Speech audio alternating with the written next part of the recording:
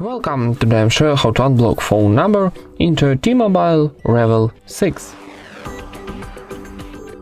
First of all, open your phone application. Now, in the top right corner we got 3 dots, tap it and choose settings. Here go into block numbers option. And now we got 2 block numbers, so for unlocking, for example, this last one, tap here on the right side to cross and confirm operation tapping unblock one more time.